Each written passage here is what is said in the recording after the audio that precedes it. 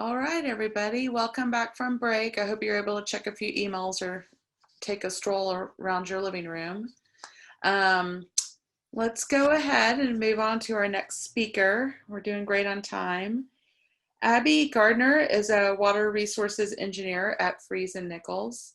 She's extensively involved in water supply evaluation and assistance, conservation planning, and the SB1 regional water planning process.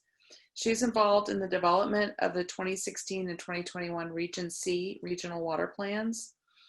These plans address the long-term needs for the 16 counties that make up Region C. She's going to share information from the new Region C water plan and give us a context of the water supply situation in the area. Abby, thank you so much for being here today, and I will turn it over to you.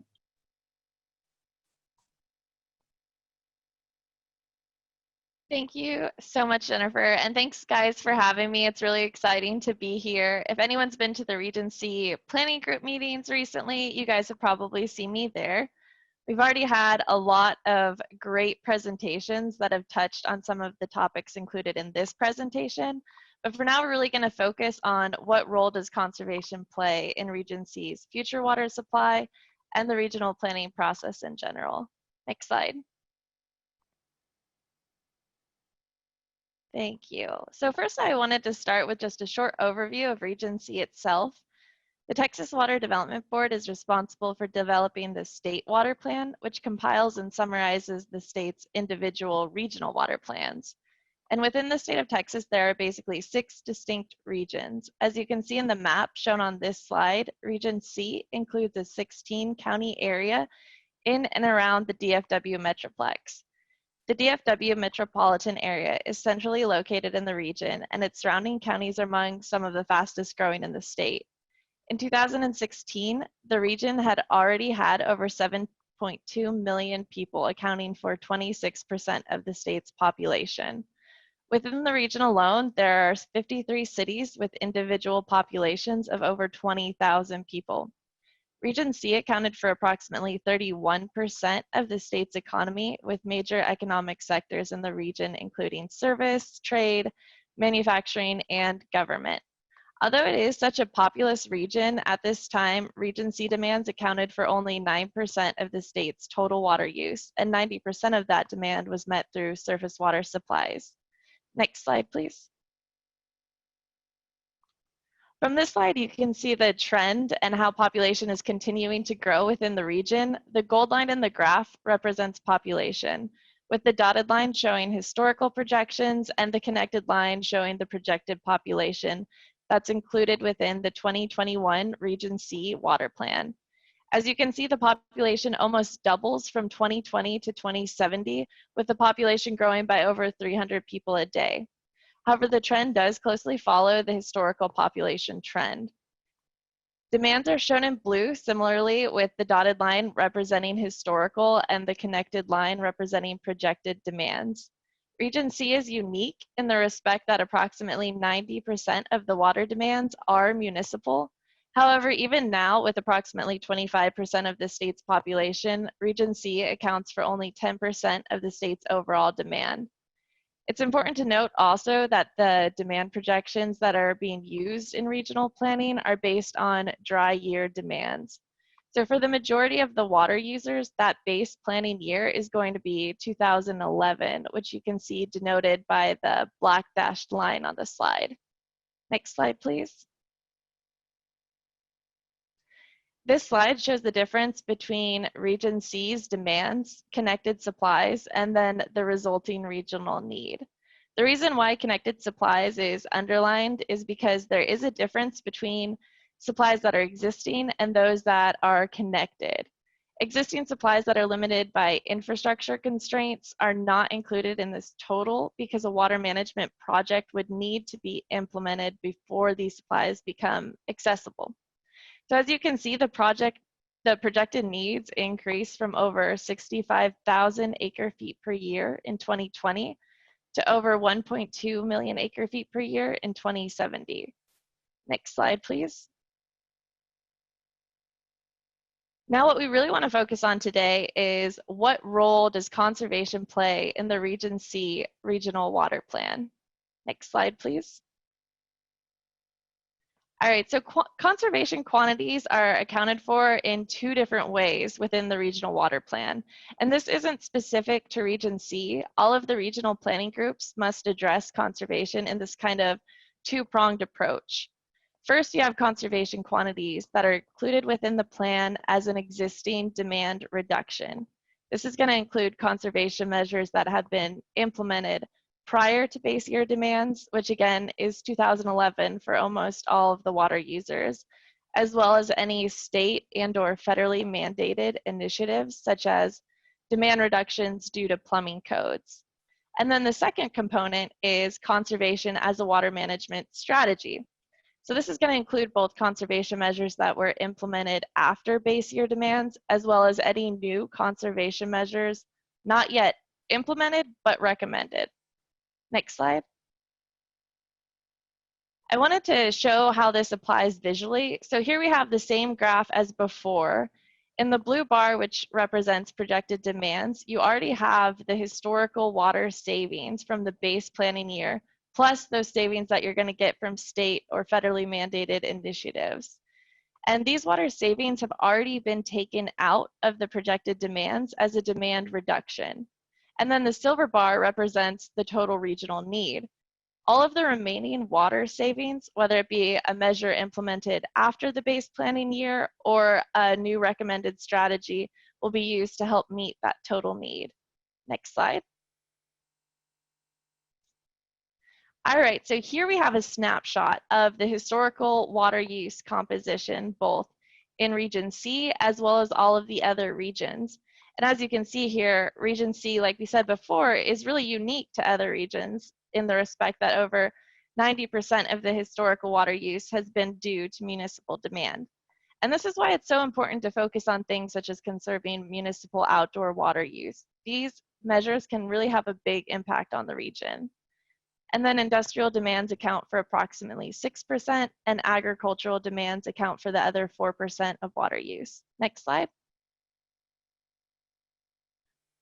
As you can see from the figure on the left, the 5-year trailing average municipal per capita water use varies among the planning regions from 102 GPCD to 178 GPCD. Additionally, the majority of the regions are showing a decreasing trend in municipal per capita water use. On the graph on the right, you can see the 2017 5-year trailing average total per capita water use, which is going to include both municipal and non-municipal demand. So as you can see in this regard, Region C does have the lowest at 168 GPCD, which is much lower than the state average at 450.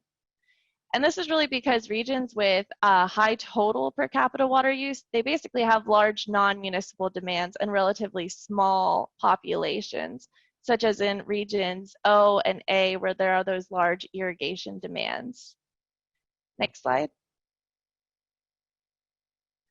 Now, this figure shows historical municipal per capita water use in Region C on both an annual basis and that 5-year trailing average.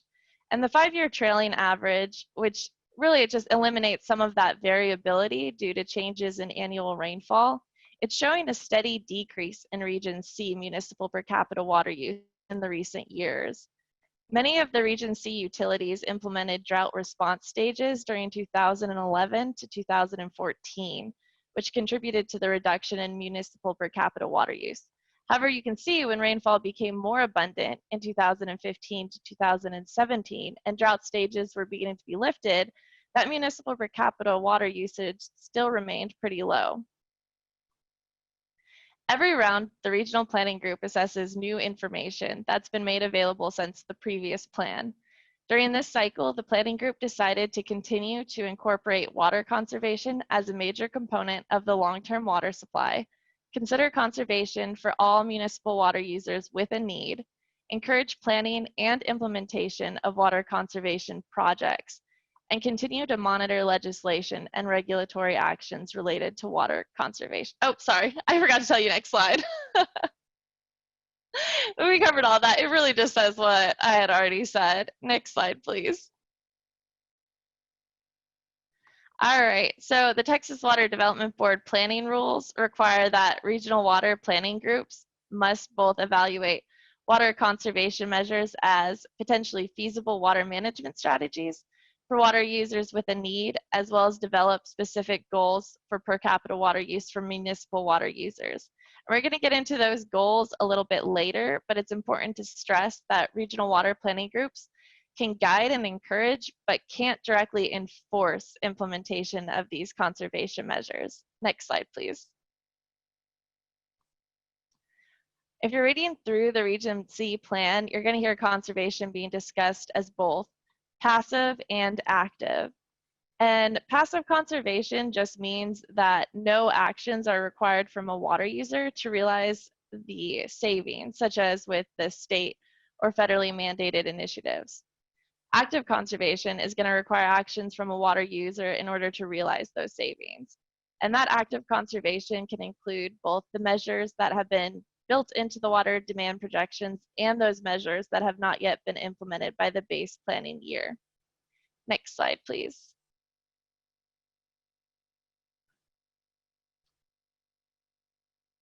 The Regency Water Planning Group analyzed the applicability and appropriateness in Region C of the best management practices suggested in the BMP guides and recommended a water conservation package that reflects practices that are practicable for implementation in Region C, projected to provide long-term savings, and also projected to provide a reasonable quantity of water savings at a reasonable cost for a wide range of water users.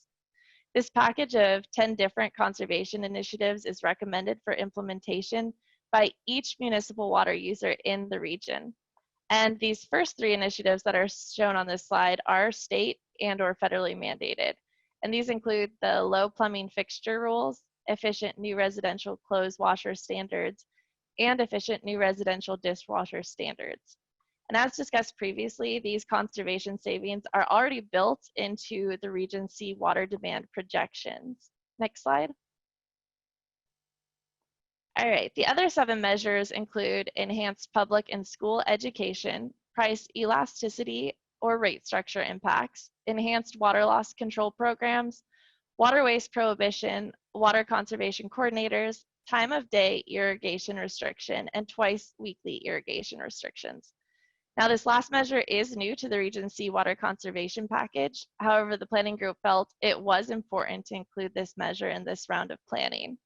These conservation savings are quantified and included in Region C as water management strategies. Next slide, please. The graph represents the water savings implicit in water demand projections, which is shown in blue, and then the water savings included in water management strategies, which is shown in gold. Next slide. Approximately 46% of the total water savings from conservation in Region C is included in the plan as water management strategies. So the pie chart to the right shows the approximate percentage of total water savings from each measure in the recommended conservation package. As you can see, twice weekly irrigation restriction is the largest at 37%. And part of the reason for this is because this is a conservation measure that's new, and as of the base planning year, several water users in the region had not yet implemented this. And then next is the price elasticity rate structure impacts at 26% and so on. Next slide. The previous slide showed how the planning group fulfilled the first Texas Water Development Board requirement of including conservation as a potentially feasible water management strategy, but that still leaves the other requirement, determining those specific GPCD goals for each water user. In Region C, these goals are identified as the water demand projections minus the recommended conservation water management strategies minus the demand reduction since base year, all divided by the population. And for more information on these specific goals or to read more about the individual recommended water conservation measures, more information can be found within Appendix I of the Region C water plan. Next slide. I know we're getting close to time, but I really wanted to include this graphic in the presentation as well. This graphic has a lot of information in it, but it basically is showing how the projected municipal per capita water use in Region C has evolved over time. And one of the biggest takeaways from this graphic is to see just how Region C has greatly reduced its water demand since the beginning of the regional planning process and is poised to make significant additional reductions in demand in the future. So at the top in blue, you can see the historical per capita municipal water demand over time. And then as you go down the graph, you can see how as you add in things like the low plumbing fixtures and the recommended water conservation strategies, this per capita municipal water demand continues to decrease. Next slide. So in conclusion, Region C has really made some great strides towards water conservation. However, implementation of the recommended conservation measures is going to be vital to meeting the region's needs. All right, next slide. All right, once again, thank you guys for having me. I could talk about Region C and the planning process all day. I'd like to note that if you want to get more into the weeds of conservation or the regional planning process, I would recommend looking specifically at Chapter 5B and Appendix I in the Region C Water Plan for Conservation. It's a huge document, but those are the two places where conservation is the main focus. And that water plan has been adopted by the planning group and is available to be viewed at regioncwater.org. And with that, I'll wrap it up. And Dustin, are there any questions? Great, thank you, Abigail. Yeah, just on the website, it still shows that it's in the draft plan, but you are we'll confirming. Fix that. Okay, yes. So it has been adopted. Are there any steps regarding that plan over the next calendar year, or just on to the next planning process? Well, so it's been adopted by the Region C Regional Planning Group, but it still needs to be submitted to the Texas Water Development Board for final completion, and it'll be reviewed one last time before being rolled up into the state water plan. Great. But yeah, we're at the tail end. Okay. Well, great. That's all the questions we had for today. Thank you so much for your time. Perfect. Thank you. Thanks, Abby. That was really interesting. It feels really good to be wrapping up a planning process, and y'all did a great job presenting the information and distilling it.